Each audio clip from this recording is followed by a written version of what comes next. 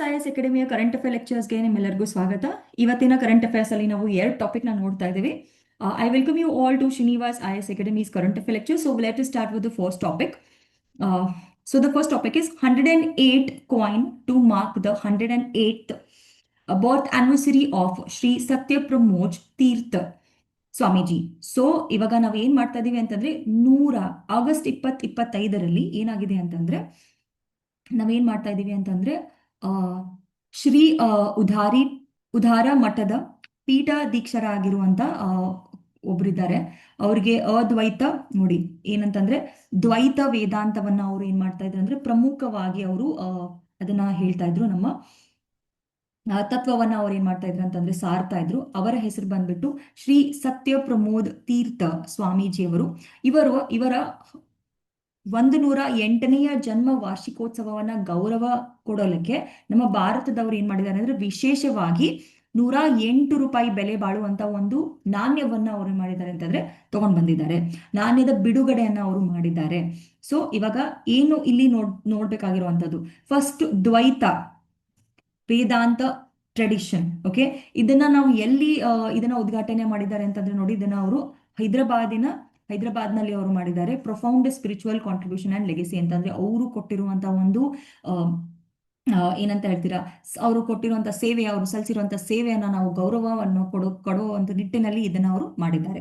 So 2025 August ರಂದು ಏನ್ ಮಾಡಿದೀವಪ್ಪ ಅಂತಂದ್ರೆ ನಾವು ದ್ವೈತ ವೇದಾಂತದ ಪ್ರಮುಖ ತತ್ವ ಜ್ಞಾನಿಗಳಾಗಿರುವಂತಹ ಶ್ರೀ ಸತ್ಯ ಪ್ರಮೋದ್ ತೀರ್ಥ ಸ್ವಾಮೀಜಿಯವರ 108ನೇ ಜನ್ಮ ವಾರ್ಷಿಕೋತ್ಸವವನ್ನ ನಾವು ಆಚರಣೆ ಮಾಡಕ್ಕೆ, ಅವರಿಗೆ ಗೌರವವನ್ನ ಸಲ್ಲಿಸೋಕೆ ನಮ್ಮ ಭಾರತ ಸರ್ಕಾರದವ್ರು ಏನ್ ಮಾಡಿದ್ದಾರೆ, 108 ರೂಪಾಯಿ ಬೆಲೆ ಬಾಳುವಂತ ಒಂದು ನಾಣ್ಯವನ್ನ ಅವ್ರು ಏನ್ ಮಾಡಿದ್ದಾರೆ, ಬಿಡುಗಡೆಯನ್ನ ಮಾಡಿದ್ದಾರೆ. ಸೊ ಇದ್ರ ಬಗ್ಗೆ ಒಂದ್ ಸ್ವಲ್ಪ ನೋಡೋಣ. ಅಬ್ಜೆಕ್ಟಿವ್ ಉದ್ದೇಶ ಏನಂತ ನೋಡಿ, to provide clear and concise overview of a special ಅಂತಂದ್ರೆ ಇದು ನೋಡಿ ಏನಾಗಿದೆ ಅಂತಂದ್ರೆ ಸಿಲ್ವರ್ ಕಮಮರೇಟಿವ್ ಅಂತಂದ್ರೆ 108 silver commemorative coin released in honour of Shri Satya Pramod ತೀರ್ಥ ಸ್ವಾಮೀಜೀಸ್ ಅಂತಂದ್ರೆ ಇದನ್ನ ನಾವು ಏನಕ್ಕೆ ಮಾಡ್ತಾ ಇದೀವಿ ಅಂತ ತುಂಬಾ ಸ್ಪಷ್ಟವಾಗಿ ನಿಮ್ಗೆ ಇಲ್ಲಿ ಗೊತ್ತಾಗಿದೆ. ಉದ್ದೇಶ ಏನಪ್ಪಾ ಅಂತಂದ್ರೆ ಅವರು ಮಾಡಿರುವಂತಹ ಒಂದು ಜನ್ಮ ವಾರ್ಷಿಕೋತ್ಸವವನ್ನ ಗೌರವಾರ್ಥಿಕ ಅವರಿಗೆ ಗೌರವವನ್ನ ಒಂದು ಕೊಡ್ಬೇಕು ಅನ್ನೋ ನಿಟ್ಟಿನಲ್ಲಿ ಈ ವಿಶೇಷ 108 ಬೆಳ್ಳಿಯ ನಾಣ್ಯವನ್ನ ನಾವು ಏನ್ ಮಾಡ್ತಾ ಇದೀವಿ, ಸರ್ಕಾರದ ನಾಣ್ಯವನ್ನ ಇಲ್ಲಿ ಏನ್ ಮಾಡ್ತಾ ಇದೀವಿ ಅಂತಂದ್ರೆ ವೈಶಿಷ್ಟ್ಯಗಳನ್ನ ಇಲ್ಲಿ ತೋರಿಸ್ತಾ ಇದೀವಿ. ಅಂತಂದ್ರೆ covering it's feature, significance and availability ಅಂದ್ರೆ ಮಹತ್ವ, ಲಭ್ಯತೆ, ಇದರ ಕುರಿತು ನಾವು ಇಲ್ಲಿ ನೋಡೋಣ. ಓಕೆ, ಕೀ ಫೀಚರ್ಸ್ ನೋಡಿ, denomination, the coin carries the denomination ಅಂತಂದ್ರೆ ಕಾಯಿನಿನ ನಾಣ್ಯದ ಮೌಲ್ಯ ಏನಿದೆ ಅದು 108 ರೂಪಾಯಿ. ಮೆಟಲ್ ಅಂಡ್ ಪ್ಯೂರಿಟಿ, ಲೋಹ ಮತ್ತು ಶುದ್ಧತೆ, it is made up of 99.9% pure silver ಅಂತಂದ್ರೆ ಇದು 99.90% ಶುದ್ಧ ಬೆಳ್ಳಿಯನ್ನ ಬೆಳ್ಳಿಯಿಂದ ಏನ್ ಮಾಡಿದ್ವಿ, ಇದನ್ನ ತಯಾರಿಸಿದ್ದೇವೆ. ನೋಡಿ ಅದರ ತೂಕ ಎಷ್ಟಿದೆ ಅಂತಂದ್ರೆ 40 ಗ್ರಾಮ್ ತೂಕ ಇದೆ. ಅದಷ್ಟೇ ಅಲ್ಲದೆ mint, the coin is produced by Mumbai mint ಅವರು ಏನ್ ಮಾಡಿದ್ದಾರೆ, ಇದನ್ನ ನಾಣ್ಯವನ್ನ ಮಾಡಿದ್ದಾರೆ. ಅದರ ಮಹತ್ವವನ್ನ ನೋಡಿ, ಇಲ್ಲಿ ಏನ್ ಗೊತ್ತಾಗುತ್ತೆ ಅಂತಂದ್ರೆ ಇದು ನಿಮ್ಗೆ ಗೊತ್ತಿದೆ 108ನೇ birth anniversary of the Swamiji. It reveals the spiritual leader ಅಂತಂದ್ರೆ ನಾವು ಮಾಧವಾಚಾರ್ಯ ಅವರ ಬಗ್ಗೆ ಕೂಡ ಇಲ್ಲಿ ಏನ್ ಮಾಡ್ತಾ ಇದೀವಿ, ಒಂದ್ ಸ್ವಲ್ಪ ಎತ್ತಿ ಹಿಡಿತಾ ಇದೀವಿ. ರಿಲೀಸ್ ಇವೆಂಟ್, ಬಿಡುಗಡೆ ಸಮಾರಂಭ ನೋಡಿ, the coin was unveiled on August 30th ಅಂತಂದ್ರೆ ಆಗಸ್ಟ್ 30ರಂದು 2025 ಬೈ ಯೂನಿಯನ್ ಮಿನಿಸ್ಟರ್ ಅಂತಂದ್ರೆ ಅಲ್ಲಿ ನಮ್ಮ ಯೂನಿಯನ್ ಮಿನಿಸ್ಟರ್ ಆಗಿರುವಂತ ಪ್ರಹ್ಲಾದ್ ಜೋಶಿ ಅವರು ಇದನ್ನ ಏನ್ ಮಾಡಿದ್ದಾರೆ, ಬಿಡುಗಡೆಯನ್ನ ಮಾಡಿದ್ದಾರೆ.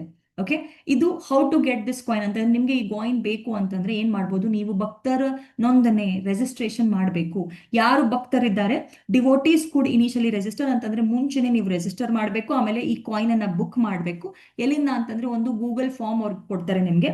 ಆ ಗೂಗಲ್ ಫಾರ್ಮ್ ನ ನಾವು ತುಂಬಿ ಈ ಉದಾರಿತ ಮಠ ಏನಿದೆ ಅವರು ರಿಲೀಸ್ ಮಾಡ್ತಾರೆ ಫಾರ್ ದ ಹೈದರಾಬಾದ್ ಚತುರ್ಮಾಸ ಅಂದ್ರೆ ಹೈದರಾಬಾದ್ ಚತುರ್ಮಾಸದಲ್ಲಿ ಅವ್ರು ಏನ್ ಮಾಡ್ತಾರೆ, ಈ ಒಂದು ಗೂಗಲ್ ಫಾರ್ಮ್ ನ ರಿಲೀಸ್ ಮಾಡ್ತಾರೆ. ಆ ರಿಲೀಸ್ ಮಾಡಿದ್ಮೇಲೆ ನೀವು ಆ ಫಾರ್ಮ್ ನ ಹೋಗಿ ಫಿಲ್ ಮಾಡಬಹುದು. ಕಲೆಕ್ಟರ್ಸ್ ಐಟಮ್ ಅವೈಲಬಿಲಿಟಿ ಅಂತಂದ್ರೆ these coins are limited edition collectible, later available through numismatic dealers or special sales in ಉದಾರ ಮಠ ಅಂತಂದ್ರೆ ತುಂಬಾ ಕಡಿಮೆ ಏನಂತ ಹೇಳ್ತೀರಾ, ಈ ನಾಣ್ಯಗಳು ಪ್ರೆಸೆಂಟ್ ಆಗಿದೆ. ಇದನ್ನ ನಾವು ಎಲ್ಲರಿಗೂ ಕೊಡಕ್ಕಾಗಲ್ಲ, ಇವಾಗ ಎಲ್ಲರಿಗೂ ಸಿಗಲ್ಲ, ಕೆಲವೊಬ್ರಿಗೆ ಮಾತ್ರ ಸಿಗುತ್ತೆ. ಲೇಟರ್ ಮುಂದೆ ನೀವು ಏನ್ ಮಾಡ್ಬೋದಪ್ಪ ಅಂತಂದ್ರೆ ನಾಣ್ಯಗಳ ಡೀಲರ್ಸ್ ಯಾರಿರ್ತಾರೆ ಅಲ್ಲಿಂದ, ಅಥವಾ ಸ್ಪೆಷಲ್ ಸೇಲ್ ಏನಿರುತ್ತೆ ಉದಾರಿತ ಮಟ್ಟದಲ್ಲಿ ಏನೋ ಸ್ಪೆಷಲ್ಸ್ ಏನಿರುತ್ತೆ ಅಲ್ಲಿಂದ ನೀವು ಇದನ್ನ ಲಭ್ಯವಾಗಿರುತ್ತೆ, ಅವಾಗ ನೀವು ತಗೊಳ್ಬಹುದು. ಇವತ್ತಿನ ಎರಡನೆಯ ಟಾಪಿಕ್ ನೋಡಿ, ತುಂಬಾ important. Delhi assembly to go paperless from August 4 ಅಂತಂದ್ರೆ ನಿಮಗೆ ಗೊತ್ತಿರ್ಬೋದು ವಿಧಾನಸಭಾ ಇರುತ್ತೆ ಪ್ರತಿಯೊಂದು, ಅಂದ್ರೆ ಎಲ್ಲಾ ರಾಜ್ಯಗಳಲ್ಲಿ ಏನಿರುತ್ತೆ, ವಿಧಾನಸಭಾ ಇರುತ್ತೆ ಅಥವಾ ನಿಮ್ಮ ಸಭೆ ಇರುತ್ತೆ, ಅಸೆಂಬ್ಲಿ ಇರುತ್ತೆ. ಆ ಅಸೆಂಬ್ಲಿಯಲ್ಲಿ ಸೆಷನ್ಸ್ ನಡೀತಾ ಇರುತ್ತೆ. ಇವಾಗ ನೋಡಿ ನಮ್ಮ ಬೆಳಗಾವಿಯಲ್ಲಿ ಅಧಿವೇಶನ ನಡೀತಾ ಇದೆ. ಓಕೆ, ಆ ಅಧಿವೇಶನದಲ್ಲಿ ನಾವು ಏನೇನು ಮಾತಾಡಿದ್ದೇವೆ, ಏನೇನು ನಾವು ಆ ಸೆಷನ್ ಅನ್ನ ಮಾಡಿದ್ದೇವೆ, ಆ ಸೆಷನ್ ಅಲ್ಲಿ ಮಾಡಿರೋ ಎಲ್ಲವನ್ನ ನಾವು ಬರೆಯೋದಿಲ್ಲ, ಒಂದು ಪೇಪರ್ ಅಲ್ಲಿ ಬರೆಯೋದಿಲ್ಲ. ಅದನ್ನ ನಾವು ಏನ್ ಮಾಡ್ತೀವಿ ಅಂದ್ರೆ ಡಿಜಿಟಲ್ ಶಿಫ್ಟ್ ಅಂತಂದ್ರೆ ನಾವು ಪೇಪರ್ ಉಪಯೋಗಿಸೋದೇ ಇಲ್ಲ. ಇವಾಗ ನಾವ್ ಏನ್ ಮಾಡ್ತೀವಿ ಅಂತಂದ್ರೆ ಸೌರ ಶಕ್ತಿಯಿಂದ, ಓಕೆ, ಪವರ್ ಆಗಿರುವಂತ ಒಂದು ಸೆಕ್ರೆಟ್ರಿಯೇಟ್ ಮಾಡ್ತೀವಿ. ಅಂತಂದ್ರೆ ಅಲ್ಲಿ ಏನಾಗುತ್ತೆ, new table, new education bill for discussion ಅಂತಂದ್ರೆ ಈ ಒಂದು ಡೆಲ್ಲಿಯಲ್ಲಿ ನಡೆದಿರುವಂತಹ ಒಂದು ಅಧಿವೇಶನದಲ್ಲಿ ಅವ್ರು ಏನ್ ಮಾಡ್ತಾ ಇದ್ದಾರೆ ಅಂತಂದ್ರೆ ಹೊಸ ಒಂದು ಶಿಕ್ಷಣದ ಬಿಲ್ ಬಗ್ಗೆ ಮಾತಾಡ್ತಾ ಇದ್ದಾರೆ. ಆದ್ರೆ ಮುಂದೆ ಏನಾಗಿದೆ ಅಂತಂದ್ರೆ ಈ ಡೆಲ್ಲಿಯಲ್ಲಿ ಮಾಡ್ತಾ ಇರುವಂತಹ ಒಂದು ಅಧಿವೇಶನದಲ್ಲಿ ಅಥವಾ ನಡೆದಿರುವಂತಹ ಅಧಿವೇಶನದಲ್ಲಿ ಅವರು ಯಾವುದೇ ತರವಾದ ಪೇಪರ್ ಅನ್ನ ಉಪಯೋಗಿಸ್ತಾ ಇಲ್ಲ. ಅವ್ರು ಏನ್ ಮಾಡ್ತಾರೆ ಅಂತಂದ್ರೆ ನೀವು ಫೋನ್ ಅನ್ನ ಉಪಯೋಗಿಸ್ಕೋಬಹುದು, ಡಿಜಿಟಲ್ ಆಗಿ ನೀವು ಹೋಗ್ತಾ ಇದ್ದೀರಾ.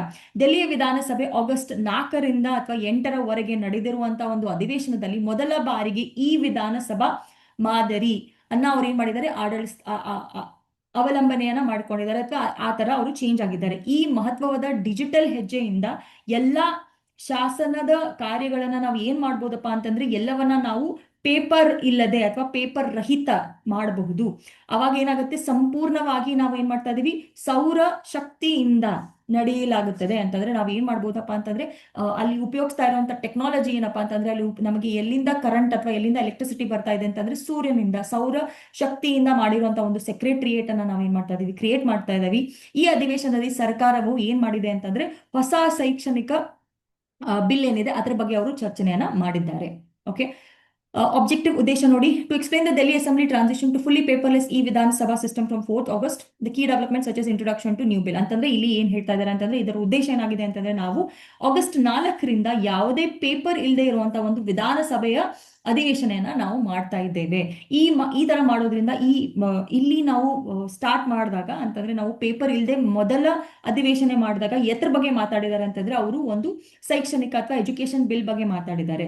ಇದು ಯಾವ ಆಧಾರದ ಮೇಲೆ ಉಪಯೋಗ ಆಗಿದೆ ಅಂತ ನೋಡಿ, ಸೋಲಾರ್ ಪವರ್ಡ್ ಆಪರೇಷನ್ಸ್ ಅಂತ ಕೂಡ ನಾವಿಲ್ಲಿ ಹೇಳ್ಬಹುದು.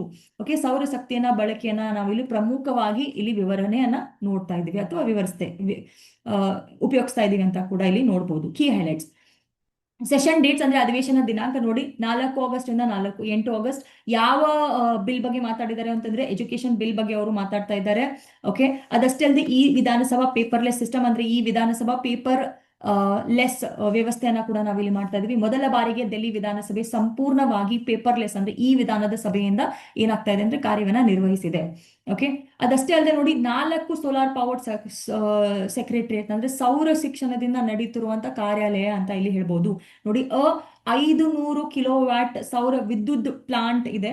ಈ ದೆಹಲಿಯ ವಿಧಾನಸಭೆಯ ಸಂರಕ್ಷಣೆ ಸಂಪೂರ್ಣವಾಗಿ ಇಲ್ಲಿಂದ ವಿದ್ಯುತ್ ಬರ್ತಾ ಇದೆ ಅವರಿಗೆ. ಅಂತಂದ್ರೆ ಅಲ್ಲಿರುವಂತ ಒಂದು ಕಾಂಪ್ಲೆಕ್ಸ್ ಏನಿದೆ, ಡೆಲ್ಲಿ ಅಸೆಂಬ್ಲಿ ಕಾಂಪ್ಲೆಕ್ಸ್ ಏನಿದೆ, ಅಲ್ಲಿ ಎಲ್ಲಿಂದ ಶಕ್ತಿ ಬರ್ತಾ ಇದೆ ನೋಡಿ, ಅಲ್ಲಿಂದ ಬರ್ತಾ ಇರೋ ಶಕ್ತಿ ಏನಂದ್ರೆ ಸೌರ ವಿದ್ಯುತ್ ಘಟಕ ಏನಿದೆ ಅಲ್ಲಿ ಅವರು ಸ್ಥಾಪನೆಯನ್ನ ಮಾಡಿದರೆ ಆ ಘಟಕದಿಂದ ಅವರಿಗೆ ಏನಾಗ್ತಾ ಇದೆ, ವಿದ್ಯುತ್ತಿನ ಅಗತ್ಯವನ್ನ ಅವರು ಪೂರೈಸ್ತಾ ಇದ್ದಾರೆ.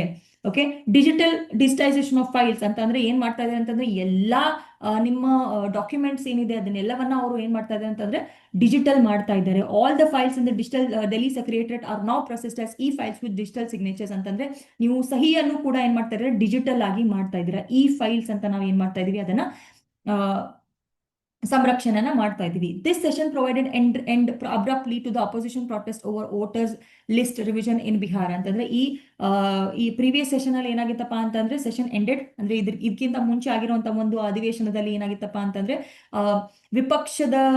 ವಿಪಕ್ಷದವರು ಏನ್ ಮಾಡ್ತಾ ಇದ್ರು ಅಂತಂದ್ರೆ ವಿರೋಧಿ ಪಕ್ಷದವರು ಘೋಷಣೆಗಳನ್ನ ಮಾಡ್ತಾ ಇದ್ರು. ಅಂತಂದ್ರೆ ವೋಟರ್ ಲಿಸ್ಟ್ ಬಗ್ಗೆ ಘೋಷಣೆಗಳನ್ನ ಮಾಡ್ತಾ ಇದ್ರು ಬಿಹಾರ್ನಲ್ಲಿ. ಅದನ್ನ ಬಿಟ್ಟು ನಾವು ಈಗ ಹೊಸ ಎಜುಕೇಶನ್ ಬಿಲ್ ಬಗ್ಗೆ ಮಾತಾಡ್ತಾ ಇದ್ದೀವಿ. ಓಕೆ, ಸೊ ಇದು ಒಂದು ಇಂಪಾರ್ಟೆಂಟ್ ಟಾಪಿಕ್ ಆಗುತ್ತೆ. ಯಾಕೆ ಅಂತಂದ್ರೆ ನೋಡಿ, ಇವಾಗ ಪೇಪರ್ ಉಪಯೋಗಿಸ್ಕೋಬೇಕು ಅಂತಂದ್ರೆ ನಾವು ಗಿಡಗಳನ್ನ ಕಡಿಬೇಕು. ಯಾಕಂದ್ರೆ ಗಿಡಗಳಿಂದಾನೇ ಪೇಪರ್ ಆಗ್ತಾ ಇದೆ.